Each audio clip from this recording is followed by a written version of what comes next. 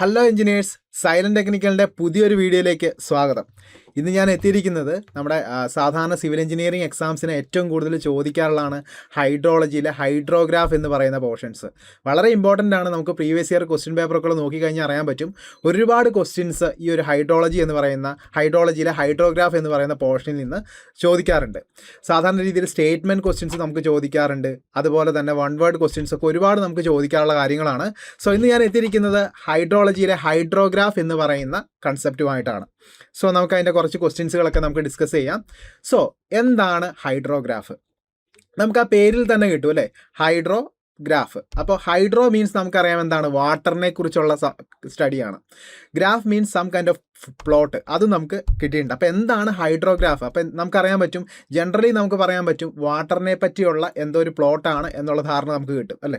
ഇനി നമുക്ക് എന്താണ് ശരിക്കും ഹൈഡ്രോഗ്രാഫിൽ ഉദ്ദേശിക്കുന്നത് എന്ന് നമുക്ക് നോക്കാം.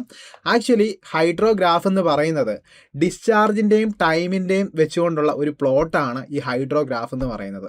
അപ്പോൾ ഇനി ഡിസ്ചാർജിനെ പറ്റി ചിന്തിക്കുമ്പോൾ എവിടുത്തെ ഡിസ്ചാർജ്? നമ്മൾ ഒരു റിവറിനകത്ത് ഒരു പർട്ടിക്കുലർ പോയിൻ്റ് എടുക്കുക. ആ ഒരു പോയിന്റിൽ കുറേ ടൈം പീരീഡിനകത്ത് എത്രമാത്രം ഡിസ്ചാർജിനുള്ള വേരിയേഷൻസ് സംഭവിക്കുന്നുണ്ട് എന്ന് കാണിക്കാൻ വേണ്ടിയിട്ടാണ് നമ്മൾ ഹൈഡ്രോഗ്രാഫുകൾ യൂസ് ചെയ്യുന്നത്. പ്രധാനമായിട്ടും നമുക്കൊരു റിവറിൻ്റെ ഡിസ്ചാർജിനെ കുറിച്ചുള്ള സ്റ്റഡീസിനൊക്കെ വേണ്ടിയിട്ട് നമ്മൾ ഒരുപാട് പോയിന്റുകളിലായിട്ട് നമ്മളിങ്ങനെ മെഷർ ചെയ്തിട്ട് നമ്മൾ ഹൈഡ്രോഗ്രാഫുകൾ വരയ്ക്കും. അങ്ങനെ ഒരു റിവറിനകത്ത് ഒരു ഹൈഡ്രോഗ്രാഫ് അല്ല, ഒരുപാട് ഹൈഡ്രോഗ്രാഫുകളുടെ ഡാറ്റാസ് വെച്ചിട്ടായിരിക്കും നമ്മൾ ആ റിവറിൻ്റെ ഡിസ്ചാർജിനെ പറ്റി നമ്മൾ പഠിക്കുന്നത്. സോ ഹൈഡ്രോഗ്രാഫ് എന്ന് പറഞ്ഞാൽ സിംപ്ലി ഇങ്ങനെയാണ്. അതായത് അതെന്ന് പറയുന്നത് ഡിസ്ചാർജും ടൈമും തമ്മിലുള്ള ഒരു പ്ലോട്ടിനെയാണ് നമ്മൾ എന്ന് പറയുന്നത് ഹൈഡ്രോഗ്രാഫ് എന്ന് പറയുന്നത്. ഇനി ഇതിൻ്റെ നമ്മൾ ആക്സിസിനെ പറ്റി നോക്കുകയാണെങ്കിൽ ഇതിന് പ്രധാനമായിട്ടും നമുക്ക് വൈ ആക്സിൽ കൊടുക്കുന്നത് നമ്മൾ ഡിസ്ചാർജാണ്. ഡിസ്ചാർജ് ക്യൂ എന്ന രീതിയിൽ നമ്മൾ റെപ്രസെൻ്റ് ചെയ്യുന്നത്. ഡിസ്ചാർജിൻ്റെ യൂണിറ്റ്സ് എന്ന് പറയുന്നത് മീറ്റർ ക്യൂബ് ബൈ സെക്കൻഡ് എന്നുള്ള രീതിയിലാണ് നമ്മൾ ഡിസ്ചാർജ് കൊടുക്കുന്നത്. നമ്മൾ വൈ ആക്സിൽ കൊടുക്കുന്നത് അതിൻ്റെ ടൈം പീരീഡാണ്, ടൈം ഡ്യൂറേഷനാണ് നമ്മൾ കൊടുക്കാറുള്ളത്. സോ ആക്സിസ് മറന്നു പോകരുത്. വൈ ആക്സിൽ നമ്മൾ കൊടുക്കുന്നത് ഡിസ്ചാർജും, എക്സ് ആക്സിൽ നമ്മൾ കൊടുക്കുന്നത് അതിൻ്റെ ടൈമും ആണ്. ഓക്കെ, ഇനി നമുക്ക് പ്രധാനമായിട്ടും നമ്മുടെ സിവിൽ എഞ്ചിനീയറിംഗ് എക്സാംസിന് ഒരുപാട് നമ്മൾ പ്രിപ്പറേഷൻസ് നടന്നുകൊണ്ടിരിക്കുകയാണ്. ഇപ്പോൾ നമുക്ക് ലേറ്റസ്റ്റ് ആയിട്ട് ഒരു നോട്ടിഫിക്കേഷൻ നമുക്ക് വന്നിട്ടുണ്ട്. Kerala water authority grade 1 notification നമുക്ക് വന്നിട്ടുണ്ടായിരുന്നു. നമുക്ക് സെപ്റ്റംബർ 2 വരെയാണ് അതിൻ്റെ ഡേറ്റ് നമുക്ക് പറഞ്ഞിട്ടുള്ളത്. ബാക്കി KWൻ്റെ എല്ലാ എക്സാമുകളും നമുക്ക് പ്രതീക്ഷിച്ച മാതിരി വന്നിട്ടുണ്ടായിരുന്നു. 2ഉം 3യും അതുപോലെ 7 ഒക്കെ വന്നിട്ടുണ്ടായിരുന്നു. 7യുടെ എക്സാം നമുക്കിനി സെപ്റ്റംബറിൽ നടക്കാനിരിക്കുന്നു. അപ്പോഴാണ് നമുക്ക് വാട്ടർ അതോറിറ്റി ഗ്രേഡ് 1 നോട്ടിഫിക്കേഷൻ വന്നിട്ടുള്ളത്. പക്ഷേ വ്യക്തമായിട്ടുള്ള ഒരു പരിശ്രമം, അതുമാത്രം തന്നെ ഗൈഡൻസും നിങ്ങൾക്ക് ഉണ്ടെങ്കിൽ തീർച്ചയായിട്ടും നമുക്ക് ഈ ഒരു എക്സാമും നമുക്ക് ക്രാക്ക് ചെയ്ത് എടുക്കാനായിട്ട് പറ്റും. സോ അതിനുവേണ്ടി സൈലന്റ് ടെക്നിക്കൽ പുതുതായിട്ട് 2 കോഴ്സുകൾ നമ്മൾ സ്റ്റാർട്ട് ചെയ്തിട്ടുണ്ട്. സോ അതിനെപ്പറ്റി ഒന്ന് സംസാരിക്കാം. So overseer Kerala water authority grade 1 ബാച്ചാണ്. ഇതെന്ന് പറയുന്നത് നമ്മുടെ എൻറ്റയർ ആയിട്ടുള്ള സിലബസ് കവർ ചെയ്തുകൊണ്ട് മാക്സിമം MCQസും അതുപോലെ തന്നെ ഡൗട്ട് ക്ലിയറൻസ് സെക്ഷൻസുകളും ഒക്കെ ആഡ് ചെയ്തുകൊണ്ടുള്ള വളരെ വിപുലമായിട്ടുള്ളൊരു ബാച്ചാണ്. ബാച്ച് സ്റ്റാർട്ട് ചെയ്യുന്നത് നമുക്ക് വന്നിട്ട് ഈ പറയുന്ന ഓഗസ്റ്റ് 19 നമുക്ക് ബാച്ച് സ്റ്റാർട്ട് ചെയ്യുന്നത്. അതിൻ്റെ കോഴ്സ് ഫീസായിട്ട് വരുന്നത് 4,999 റുപ്പീസാണ്. അപ്പം ഇതിനകത്തേക്ക് ജോയിൻ ചെയ്യാൻ താല്പര്യമുള്ള ആസ്പിറൻസ് എത്രയും വേഗം ജോയിൻ ചെയ്യാം. അതുമാതിരി തന്നെ നമുക്ക് ഈ കേരള വാട്ടർ അതോറിറ്റി ഗ്രേഡ് 1 നമുക്കറിയാം മെക്കാനിക്കൽ ടോപ്പിക്സുകളും ഒക്കെ ഉണ്ടല്ലേ. സോ മെക്കാനിക്കൽ ടോപ്പിക്കുകൾ മാത്രം പഠിക്കാൻ ആഗ്രഹിക്കുന്നവർ, ഓൾറെഡി ബാക്കി ടോപ്പിക്കുകളൊക്കെ പഠിച്ചിട്ട് മെക്കാനിക്കൽ ടോപ്പിക്കുകൾക്ക് മാത്രമായിട്ടൊരു കോൺസെൻട്രേഷൻ എക്സ്പെക്റ്റ് ചെയ്യുന്ന സ്റ്റുഡൻസിന് വേണ്ടിയിട്ട്, ആസ്പിറൻസിന് വേണ്ടിയിട്ട് ഇതുപോലെ തന്നെ വേറൊരു ബാച്ചും പാരലായിട്ട് റൺ ചെയ്യുന്നുണ്ട്. അതാണ് മെക്കാനിക്കൽ ടോപ്പിക്ക് ഹൈലൈറ്റ് ചെയ്തിട്ടുള്ള KWA ഗ്രേഡ് 1 ബാച്ച് എന്ന് പറയുന്നത്. ഇതിനകത്ത് മെക്കാനിക്കൽ ടോപ്പിക്ക് നമ്മൾ വളരെ ഡീറ്റെയിൽ ആയിട്ട് തന്നെ ഡിസ്കസ് ചെയ്യും. സോ ആ ഒരു ടോപ്പിക്കിന് മാത്രം സംശയമുള്ളവർക്ക് ഈ ഒരു ബാച്ചിലും ജോയിൻ ചെയ്യാവുന്നതാണ്. ഇതിൻ്റെ കോഴ്സ് ഫീസ് വരുന്നത് 4,999 റുപ്പീസാണ് വരുന്നത്. ഓഗസ്റ്റ് 20 നമ്മുടെ ബാച്ച് സ്റ്റാർട്ട് ചെയ്യുന്നത്. സോ ജോയിൻ ചെയ്യാൻ താല്പര്യമുള്ള ആസ്പിറൻസ് എത്രയും വേഗം നമ്മുടെ ബാച്ചിലേക്ക് ജോയിൻ ചെയ്യുക. ഇനി നമുക്ക് നമ്മുടെ ടോപ്പിക്കിലേക്ക് തിരിച്ചു വരാം. ഹൈഡ്രോഗ്രാഫ്.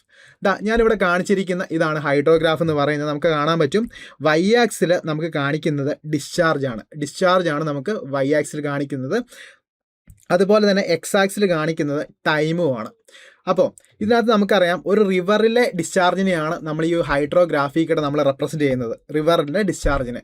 സോ നമുക്ക് നോക്കിക്കഴിയുമ്പോൾ ജനറലി ഒരു റിവർ നമ്മൾ എടുക്കുകയാണെങ്കിൽ രണ്ട് ടൈപ്പ് ഓഫ് ഫ്ലോകളാണ് അതിനകത്ത് നമുക്ക് കാണാൻ പറ്റുക. രണ്ട് ടൈപ്പ് ഓഫ് സ്ട്രീം ഫ്ലോകളായിരിക്കും നമുക്ക് കാണാൻ പറ്റുക. ഒന്നാമത്തെ ടൈപ്പ് ഓഫ് സ്ട്രീം ഫ്ലോ എന്ന് പറയുന്നത് അതിൻ്റെ സർഫസ് റൺ ഓഫ് ആണ്. അതിൻ്റെ സർഫസ് റൺ ഓഫ് അല്ലെങ്കിൽ surface run of, direct surface run of എന്ന് പറയും. രണ്ടാമത് നമുക്ക് അതിൽ കാണാൻ സാധിക്കുന്നത് ബേസ് ഫ്ലോ എന്ന് പറയും. അതായത് ബേസ് ഫ്ലോ കോൺട്രിബ്യൂഷൻ.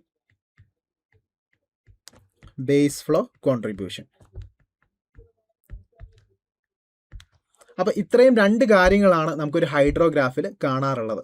ഇനി നമുക്ക് എന്താണ് ഓരോന്നും എന്ന് നോക്കാം. ഡയറക്റ്റ് സർഫസ് റൺ ഓഫ് എന്ന് പറയുന്നത് നമുക്ക് മഴയൊക്കെ പെയ്തതിന് ശേഷം ഒരു റിവറിനകത്തേക്ക് നമുക്ക് ഒഴുകി എത്തുന്ന, അതായത് സർഫസിലൂടെ, മണ്ണിൻ്റെ മുകളിലൂടെ, എർത്ത് സർഫസിലൂടെ ഒഴുകി റിവറിലേക്ക് ചേരുന്ന വാട്ടറിനെയാണ് ഡയറക്റ്റ് സർഫസ് റൺ ഓഫ് എന്ന് പറയുന്നത്. അതുപോലെ തന്നെ ബേസ് ഫ്ലോ കോൺട്രിബ്യൂഷൻ എന്ന് പറഞ്ഞിട്ടുണ്ടെങ്കിൽ ഒരു ഗ്രൗണ്ട് വാട്ടർ ടേബിൾ നമുക്ക് റിവറിന് കൊടുക്കുന്ന കോൺട്രിബ്യൂഷനാണ് ബേസ് ഫ്ലോ കോൺട്രിബ്യൂഷൻ എന്ന് പറയുന്നത്. അപ്പോൾ രണ്ട് രീതിയിലാണ് ഒരു റിവർ എടുക്കുമ്പോൾ നമുക്ക് രണ്ട് ടൈപ്പ് ഓഫ് ഫ്ലോകളാണ് വരാറുള്ളത്. ഒന്ന് ഡയറക്റ്റ് സർഫസ് റൺ ഓഫ്, അതായത് മഴ പെയ്ത് സർഫസിലൂടെ ഒഴുകി റിവറിലേക്ക് എത്തിച്ചേരുന്ന വെള്ളം. അതുപോലെ തന്നെ ബേസ് ഫ്ലോ എന്ന് പറഞ്ഞിട്ടുണ്ടെങ്കിൽ എന്താണ്, നമ്മുടെ ഗ്രൗണ്ട് വാട്ടറിൻ്റെ കോൺട്രിബ്യൂഷൻ. ഈ രണ്ട് രീതിയിലുള്ള ഫ്ലോസുകളാണ് ഇതിനകത്ത് പ്രധാനമായിട്ടും ഉള്ളത്. ഇനി നമ്മളിതിൻ്റെ ഗ്രാഫ് വരയ്ക്കാനായിട്ട് നോക്കുമ്പോൾ നമുക്ക് കാണാൻ സാധിക്കുന്നത്, ആദ്യം നമ്മൾ നോർമൽ കണ്ടീഷൻ, മഴയൊന്നും ഇല്ലാത്തൊരു കണ്ടീഷൻ നിങ്ങൾ അസ്യൂം ചെയ്യുക. മഴയില്ലാത്ത കണ്ടീഷനിൽ സാധാരണയായിട്ട് നമ്മുടെ ഈ പറയുന്ന റിവറിനകത്ത് ആ കൂടി ബേസ് ഫ്ലോ, അതായത് ഗ്രൗണ്ട് വാട്ടറിൻ്റെ കോൺട്രിബ്യൂഷൻ മാത്രമേ നമുക്ക് ഉണ്ടാവാറുള്ളൂ. ഗ്രൗണ്ട് വാട്ടറിൻ്റെ കോൺട്രിബ്യൂഷനാണ് നമുക്ക് ഉണ്ടാവാറുള്ളത്. സോ നമുക്ക് എന്താണ്, ഇവിടെ ഒരു പോയിന്റ് ഞാൻ മാർക്ക് ചെയ്യുകയാണ്, എ എന്ന് പറയുന്ന പോയിന്റ്. എന്ന് പറഞ്ഞാൽ അതിനകത്ത് നമുക്ക് മഴ പെയ്ത് തുടങ്ങിയിട്ടില്ല, മഴയുടെ ഒരു കോൺട്രിബ്യൂഷൻ നമുക്ക് എന്താണ് ഈ റിവറിലേക്ക് എത്തിയിട്ടില്ല. സോ അവിടെ എന്താണ് നമുക്ക് ബേസ് ഫ്ലോ, അതായത് ഗ്രൗണ്ട് വാട്ടറിൻ്റെ കോൺട്രിബ്യൂഷൻ മാത്രമേ നമുക്ക് അവിടെ നടക്കുന്നുള്ളൂ. ഇനി എന്താണ്, ഇവിടെ ഞാനൊരു ബി എന്ന് പറയുന്ന പോയിന്റ് കൂടി ഞാൻ ആഡ് ചെയ്തിട്ടുണ്ട്. അതായത് കുറച്ച് കഴിഞ്ഞപ്പോൾ എന്ത് പറ്റും, മഴ പെയ്യാനായിട്ട് തുടങ്ങി. ഇപ്പോൾ ഉദാഹരണത്തിന് നമ്മുടെ ഈ മഴയുടെ ആ ഒരു ഇൻറ്റൻസിറ്റീൻ്റെ ഗ്രാഫും ഞാനിവിടെ ബാർ ചാർട്ടായിട്ട് ഇവിടെ കൊടുത്തിട്ടുണ്ട്. അപ്പോൾ മഴ പെയ്യുകയാണ്. അപ്പം ഞാൻ ടൈം കൊടുക്കുകയാണ്. ലെറ്റ്സ് സേ നിങ്ങൾക്ക് മനസ്സിലാവാൻ വേണ്ടി 12 മണിക്ക് ഫസ്റ്റ് ബാർ, ഈ ഇൻറ്റൻസിറ്റി കാണിക്കാൻ വേണ്ടിയിട്ടാണ് 12 മണിക്കുള്ളത് ഈ റെയിൻ. ഇത് അത്രയും ഇൻറ്റൻസിറ്റി, അതായത് 10 mm, ഏകദേശം 10 mm ഓഫ് ഇൻറ്റൻസിറ്റിയാണ് 12 മണിക്ക് മഴ പെയ്തപ്പോൾ. 1 മണി ആയപ്പോഴും അതിൻ്റെ ഇൻറ്റൻസിറ്റി എന്ന് പറയുന്നത് 10 mm തന്നെയാണ്. പിന്നെ 2 മണി ആയപ്പോഴേക്കും ഏതാണ്ട് 45 ആ റേഞ്ചിലേക്ക് MM മഴ വരുന്നു. പിന്നെ എന്താണ്, മഴയുടെ ഇൻറ്റൻസിറ്റി കുറയുന്നു. അങ്ങനെ ടൈം ഗ്രാഫ് ഞാൻ കാണിക്കുന്നുണ്ട്.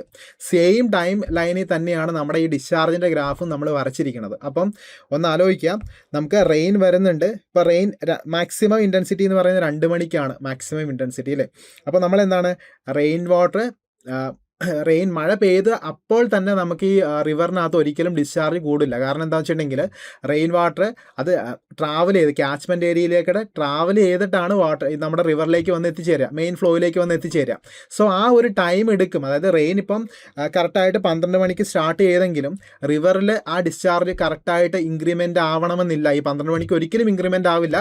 കാരണം ആ റിവറിലേക്ക് ഈ വെള്ളം ഒഴുകി എത്താനുള്ള ഒരു ടൈം ഉണ്ടാവും. ഓക്കെ, അങ്ങനെ പതിയെ എന്താണ് ഈ റിവറിനകത്ത് ഈ മഴവെള്ളം വരുന്നുണ്ട്. അങ്ങനെ എന്ത് പറ്റും, ഡിസ്ചാർജ് പതിയെ ഇൻക്രിമെൻറ്റ് ചെയ്യാനായിട്ട് തുടങ്ങും. അപ്പോൾ നമുക്കിവിടെ ഒരു ഗ്രാഫ് കാണാൻ പറ്റും, ഡിസ്ചാർജ് ഇങ്ങനെ ഇൻക്രിമെൻറ്റ് ചെയ്ത് വരുന്നതായിട്ട്.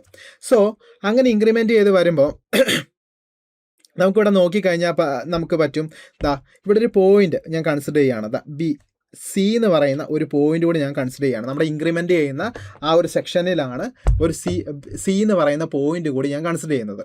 ഇനി നമുക്ക് നോക്കിക്കഴിഞ്ഞിട്ടുണ്ടെങ്കിൽ ഡിസ്ചാർജ് A to B ആയിരുന്നു നമുക്ക് ഇനീഷ്യൽ സ്റ്റേജിൽ, ബേസ് ഫ്ലോ മാത്രമേ ഉണ്ടായിരുന്നുള്ളൂ.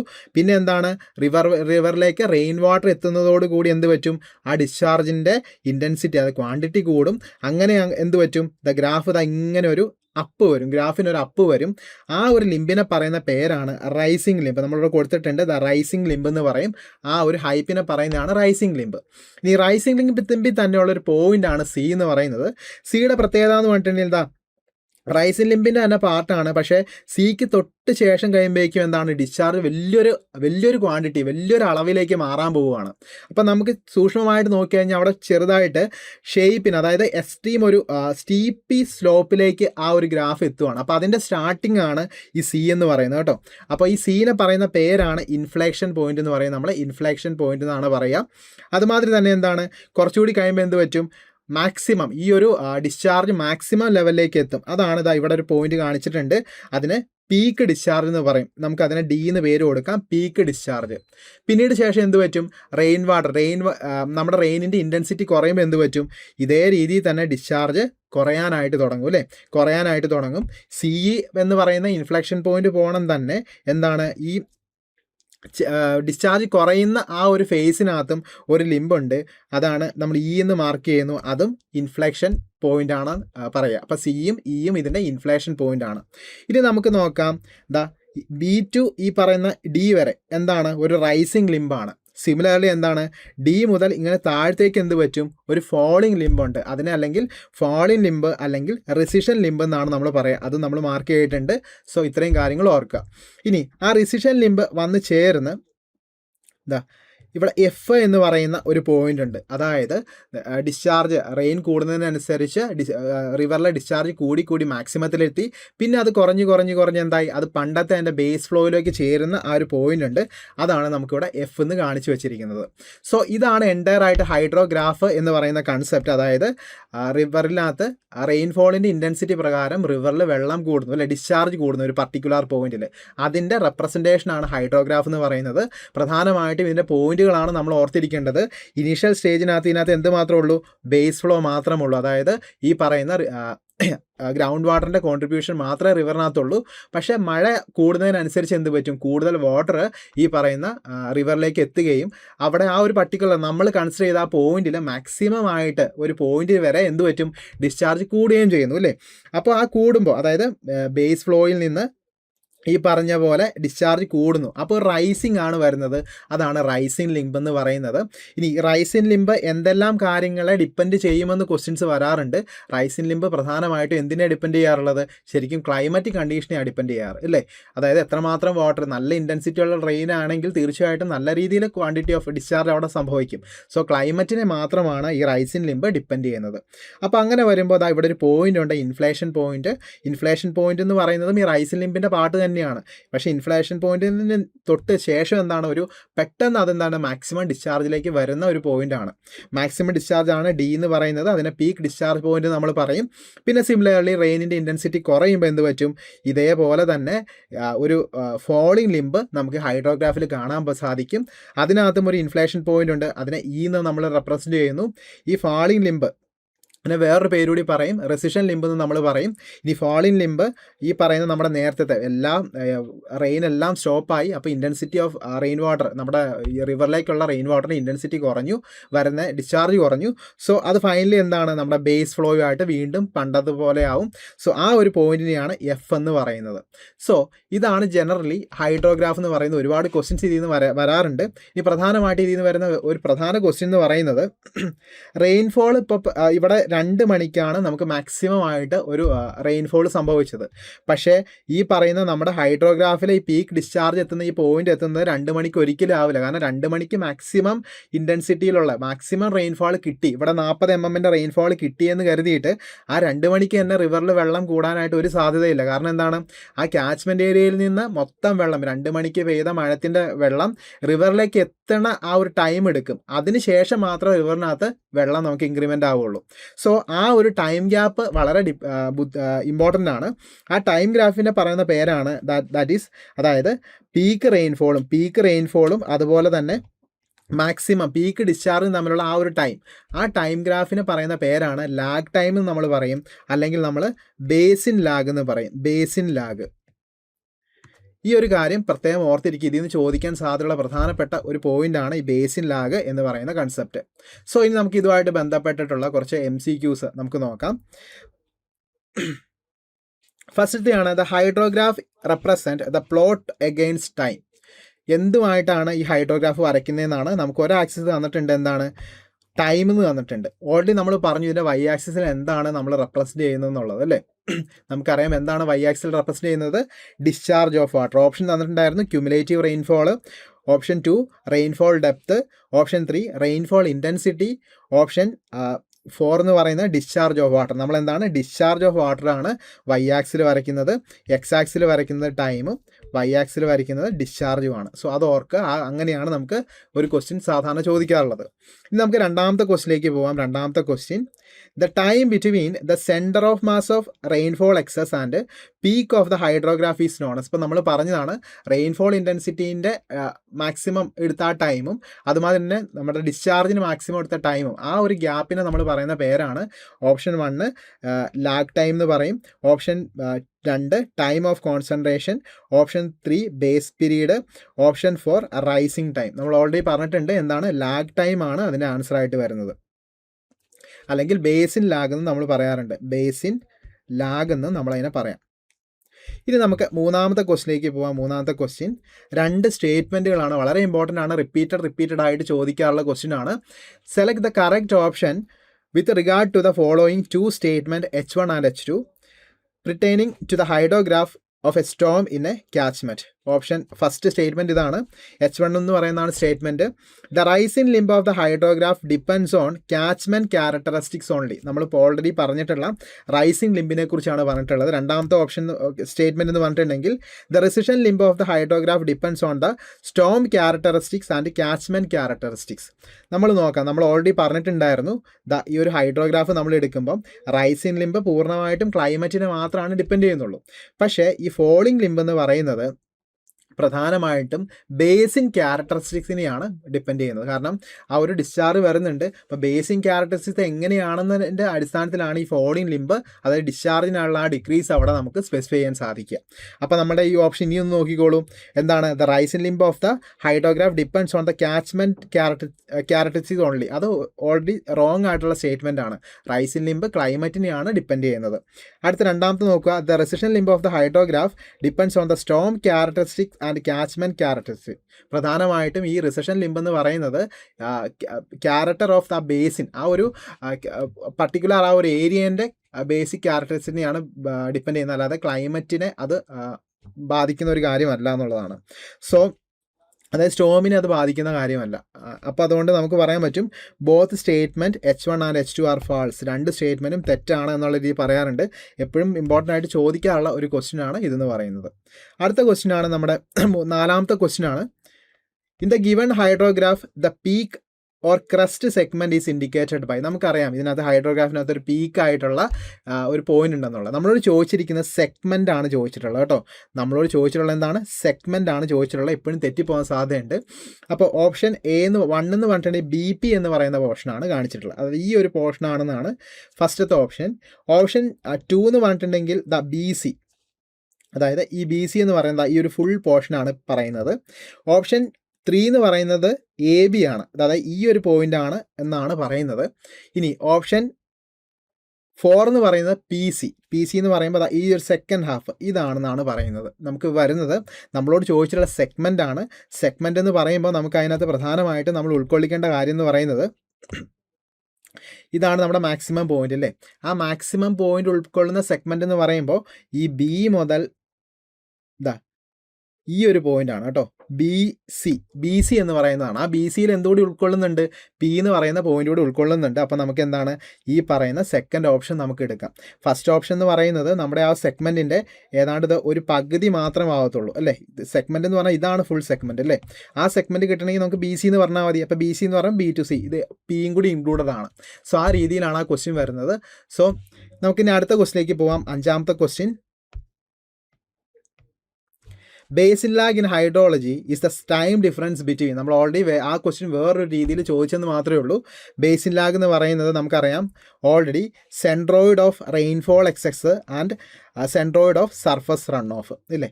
ഇതിൻ്റെയാണ് എന്താണ് ആണോ എന്നാണ് ഒരു ക്വസ്റ്റ്യൻ. ഓപ്ഷൻ 3 വരുന്നത് excess rainfall and surface run off. Option 4 എന്ന് പറയുന്നത് rainfall and run off 2 basin. Option 1 എന്തായിരുന്നു? Precipitation and evaporation. അപ്പോൾ നമുക്ക് ഓൾറെഡി നമുക്കറിയാം എന്താണ് മാക്സിമം റെയിൻഫോൾ ഇൻറ്റൻസിറ്റിയും അതുപോലെ തന്നെ ഇതുപോലെ തന്നെ ഡിസ്ചാർജും ഇല്ലേ, ആ ഡിസ്ചാർജ് മാക്സിമം എത്തിയ ആ ഒരു പോയിന്റും തമ്മിലുള്ള ഒരു ടൈം ഡിഫറൻസിനെയാണ് നമ്മൾ എന്തെന്ന് പറയുന്നത്, ഈ പറയുന്ന ബേസിൻ ലാഗ് എന്ന് നമ്മൾ പറയുന്നത്. അപ്പോൾ നമുക്ക് ഇതിനകത്ത് പ്രധാനമായിട്ടും നമുക്ക് പറയാൻ പറ്റുന്നത് ഓപ്ഷൻ 2 ആണ് കറക്റ്റായിട്ട് ആൻസർ വരിക. സോ ഇങ്ങനെയാണ് നമുക്ക് ഹൈഡ്രോളജിയിലെ ഹൈഡ്രോഗ്രാഫിയിൽ നിന്ന് ഒരുപാട് ക്വസ്റ്റ്യൻസ് ഇനിയുണ്ട്. ഹൈഡ്രോഗ്രാഫ് എന്ന് പറയുന്നത് ഇനിയും കുറേ ടൈപ്പ് ഓഫ് ഹൈഡ്രോഗ്രാഫുകൾ ഉണ്ട് നമുക്ക് പഠിക്കാനായിട്ട്. സോ ബേസിക് ആയിട്ട് ഹൈഡ്രോഗ്രാഫിൽ നിന്ന് സാധാരണ ഇതുവരെയുള്ള ചോദിച്ചിട്ടുള്ള ക്വസ്റ്റ്യൻസ് ഇങ്ങനെയാണ്. സോ ഇതുപോലെ ഇൻട്രസ്റ്റിംഗ് വീഡിയോസുമായിട്ട് ഇനി നമുക്ക് ഒരു അടുത്ത സെക്ഷനിൽ കാണാം. താങ്ക്